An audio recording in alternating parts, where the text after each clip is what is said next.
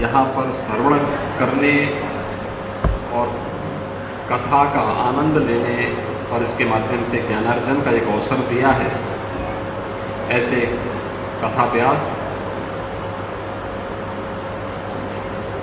जगतगुरु अनंतानंद श्री काशी पीठाधीश्वर डॉक्टर रामकमल दास वेदांती जी महाराज, मंच पर उपस्थित हमारे पूज्य संतजन, दुग्धेश्वरनाथ मंदिर गाजियाबाद से यहाँ पर उपस्थित जूना अखाड़ा के श्री महंत महामंडलेश्वर नारायण गिरी जी महाराज,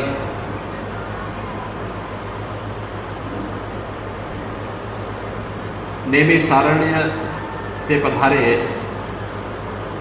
हमारे संत स्वामी विद्या चैतन्य जी महाराज, हनुमानगढ़ी के श्रीमंत धर्मदास जी महाराज,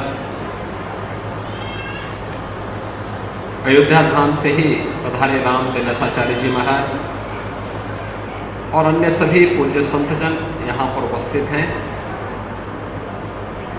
उपस्थित सभी श्रद्धालुजन, यजमानगण, पिछले 7 दिनों से आप लोगों ने श्रीमद् भागवत महापुराण की इस पावन कथा का श्रवण किया। प्रतिवर्ष गोरक्षपीठ में जो पुरुष ब्रह्मलीन महंत दिग्विजयनाथ जी महाराज और ब्रह्मलीन महंत अवेद्यनाथ जी महाराज की पावन पुण्यतिथि के अवसर पर इस पावन कथा का आयोजन यहाँ पर होता है और हमें प्रसन्नता है कि कथा व्यास के द्वारा कथा के माध्यम से जो भी इस कथा के माध्यम से श्रवण करने का आनंद आपको प्राप्त होता है, उसको पूरी मर्यादा के साथ,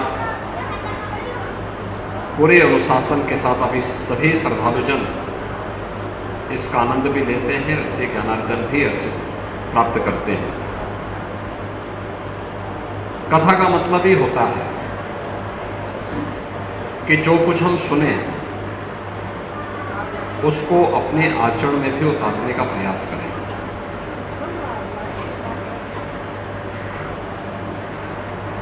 कथा केवल सुनने का विषय नहीं है, बल्कि जीवन में उसे उतारने का भी, उसके अनुसार आचरण में भी उसे उतारने का एक प्रयास हमारे स्तर पर होना चाहिए। और ये कथा केवल कथा नहीं है, ये भारत की समृद्ध परंपरा का भी उल्लेख हम सबको कराता है। भारत के इतिहास के बारे में, भारत की परंपरा के बारे में, भारत की संस्कृति के बारे में, उसकी प्राचीनता के बारे में भी एक गौरव की अनुभूति हम सबको कराती है। 5000 वर्षों से एक कथा 7 दिनों तक श्रद्धालुजन 3-3 घंटे बैठ करके आनंद लें, ये भारत में ही संभव है, क्योंकि भारत धर्मप्राण देश है। भारत की आत्मा धर्म में है और ये धर्म सनातन धर्म है। सनातन धर्म इस पवित्र ग्रंथों के माध्यम से, पवित्र कथाओं के माध्यम से इसे मजबूती प्रदान होती है। ये सामाजिक एकता का भी आधार है और राष्ट्रीय एकात्मता का भी। ये केवल आप सभी की उपस्थिति ही इस बात को यहां पे प्रदर्शित नहीं करती है, बल्कि एक बार केरल के एक वामपंथी नेता थे जो वहां के मुख्यमंत्री भी हुए थे केरल के। उन्होंने एक टिप्पणी लिखी थी भारत के बारे में, अपना एक आलेख लिखा था और उस आलेख में उन्होंने उल्लेख किया था कि जब मैंने कम्युनिस्ट पार्टी की सदस्यता ग्रहण की थी तब मुझे बताया गया था कि भारत एक राष्ट्र नहीं है, ये राष्ट्रीयताओं का एक समूह है और हम उसको लेकर के जीवन भर यही बोलते थे। लेकिन जब मैं पूरे भारत के अंदर घूमा, पूरे भारत के अंदर उत्तर से लेकर दक्षिण तक, पूरब से पश्चिम तक हर ओर गया, मैंने भारत की समृद्ध विरासत को देखा, भारत के मठ और मंदिरों को देखा। जब मुझे पता लगा कि केरल से निकला एक सन्यासी भारत के 4 कोनों में 4 पीठों की स्थापना करता है, जब मुझे पता लगा कि दक्षिण भारत से निकला एक सन्यासी भारत के अंदर व्यापक धर्म जागरण के माध्यम से मध्यकाल में भक्ति के माध्यम से समाज को जोड़ने का काम कर रहा है, बृहद कार्य किया है और कोई भेदभाव नहीं किया, समाज के प्रत्येक तबके को अपने साथ जोड़ा है, तो मेरी समझ में आ गया कि जिन्हें हम मंदिर बोलते हैं, जिन्हें हम पीठ कहते हैं, जिन्हें हम मठ कहते हैं, ये केवल उपासना के केंद्र मात्र नहीं है, ये केवल पूजा पद्धति के केंद्र नहीं है, बल्कि ये भारत की राष्ट्रीयता के आधार भी हैं। भारत की आत्मा इनमें निवास करती है, क्योंकि बिना भेदभाव के हर भारतीय उनमें जा सकता है। और अब मैं समझ गया हूं कि वास्तव में भारत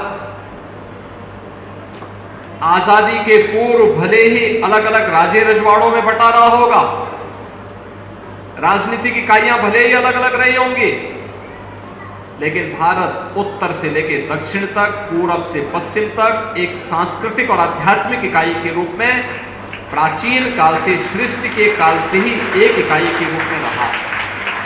और यही कारण है कि भारत अगर एक नहीं होता तो आदि शंकर देश के 4 कोनों में उत्तर, दक्षिण, पूरब, पश्चिम 4 पीठों की स्थापना नहीं कर पाते, क्योंकि चारों अलग अलग राज्यों में थे, चारों अलग अलग दिशाओं में थे, लेकिन उन्होंने 4 पीठ स्थापित किए।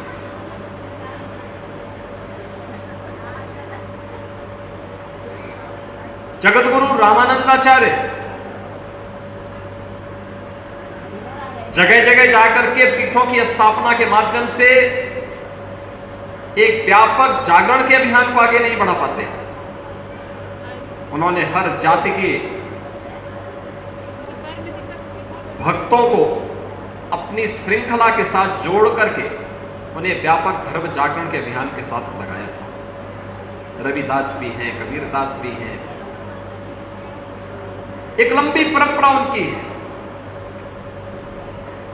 रामानुजाचार्य दक्षिण भारत से आकर के धर्म जागरण के बृहद अभियान को पूरे भारत के अंदर नहीं फैला पाते। आचार्यों की परंपरा महायोगी गुरु गोरक्षनाथ की हो, भारत के पूज्य संतों की हो, ऋषियों की हो, मुनियों की हो, ये सभी भारत को जोड़ने वाली परंपरा है, भारत को एकता के सूत्र में बांधने वाली परंपरा है, तोड़ने वाली नहीं है। याद करिए, देश के साथ सदैव ये दोनों चीजें एक साथ चली हैं। एक जो तोड़ने वाली रही है, विध्वंसक रही है, प्राचीन काल से ही उन्हें समाज ने असुर बोला, क्योंकि विध्वंसक रहे हैं। उसके अलग अलग नमूने अलग अलग कालखंड में देखने को मिले, कभी रावण के रूप में मिला, कभी कंस के रूप में और दुर्योधन के रूप में देखने को मिला, और कभी अलग अलग रूप उनको समाज को विभाजित करने वाले रूपों के रूप में आज भी देखने को मिलते हैं। लेकिन एक जोड़ने वाली भी रही है, जो दैवीय सत्ता से उत्प्रोत रही है। ऋषि मुनि उसका प्रतिनिधित्व करते रहे हैं। भारत की ऋषि मुनि की परंपरा उन्हें एक स्वरूप देती रही है। अलग अलग स्थानों पर भारत के अंदर धार्मिक यात्राएं उसके उदाहरण हैं। बृहद पैमाने पे चलती रही है, बड़े पैमाने पे चलती रही है। उत्तर का व्यक्ति गंगोत्री से जल लेकर के जाता है, रामेश्वरम में जलाभिषेक करता है, रामेश्वरम से जल लेकर के आता है, केदारनाथ धाम में जलाभिषेक करता है। उत्तर से दक्षिण को जोड़ने के लिए, पूरब से पश्चिम में जोड़ने के लिए एक सेतु बंधन का काम किया। आदि शंकर के बारे में भी इस बारे में कहा जाता है। जब आदि शंकर केरल से निकले, वे तब अद्वैत में परिपक्व हो चुके थे। उनकी ख्याति पूरे देश के अंदर फैल रही थी। आगे की ज्ञानार्जन के लिए वे काशी पधारे। काशी में उनके दिमाग में आया कि मैं काशी में आगे का ज्ञानार्जन करूं। देखो काशी में, काशी के माध्यम से फिर मैं अब इस अद्वैत का प्रचार भी करूंगा। और वहां साक्षात, क्योंकि काशी तो भगवान विश्वनाथ की पावन नगरी है।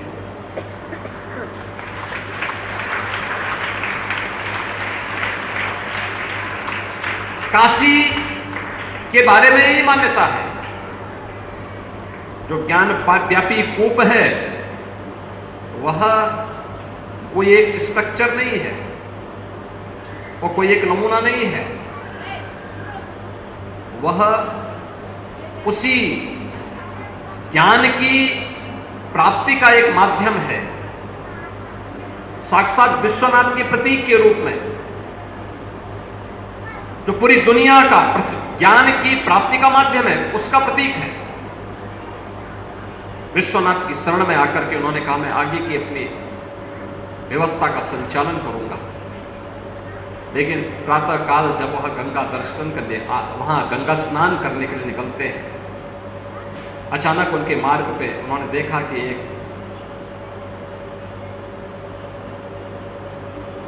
व्यक्ति उनके सामने आ गया। उन्होंने कहा हटो हटो, मेरे मार्ग से हटो। चूंकि वह कथित अछूत कही जाने वाली जाति का चंडाल व्यक्ति था, तो चंडाल के मुंह से निकलता है कि आप के बारे में तो मैंने सुना था कि आपने ज्ञानार्जन किया है, आप ब्रह्म सत्य की बात करते हैं। क्या आपके अंदर निवास करने वाला ब्रह्म और मेरे अंदर निवास करने वाला ब्रह्म, क्या ये अलग अलग है क्या?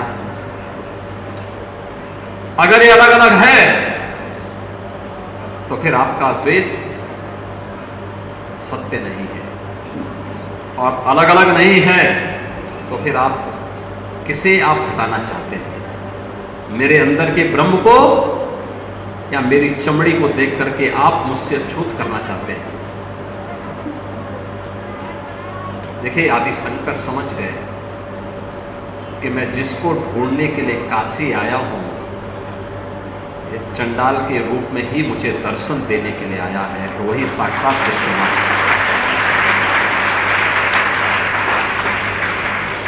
देखिए, भगवान किस रूप में आपको दर्शन दे दे कोई भरोसा नहीं। और इसीलिए जब कथा में बैठते हैं तो पूरी भक्ति भाव के साथ बैठ करके उसका श्रवण करना चाहिए, उसके अनुरूप उससे कुछ प्रेरणा प्राप्त करनी चाहिए। 5000 वर्ष से इस कथा ने कोटि कोटि मानवों के जीवन का उद्धार का मार्ग प्रशस्त किया है। परीक्षित एक माध्यम है, लेकिन कोटि कोटि मानवों के जीवन का उद्धार किया है।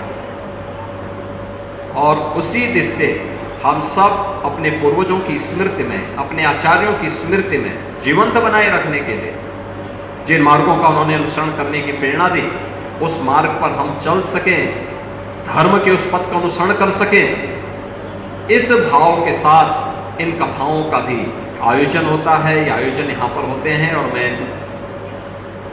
आभारी हूँ और धन्यवाद भी दूंगा व्यासपीठ पर विराजमान जगत गुरु अनंतानंद पूज्य स्वामी डॉक्टर राम कमल दास वेदांती जी महाराज का।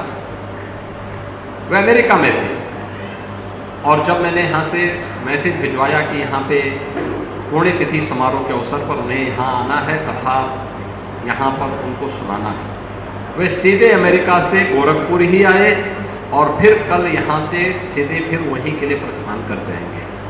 और इसीलिए पिछले 7 दिनों तक गोरखपुर के श्रद्धालुओं ने बड़ी श्रद्धा भाव के साथ इस कथा का श्रवण किया, इसका आनंद लिया।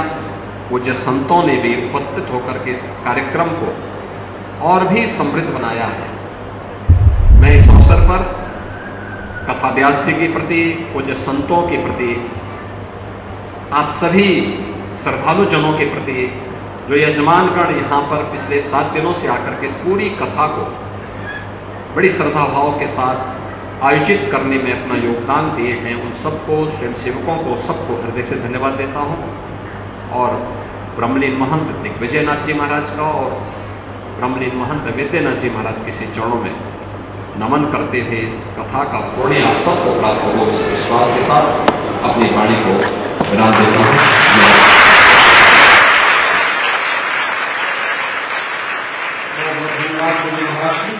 आपके आशीर्वाद से इस कथा का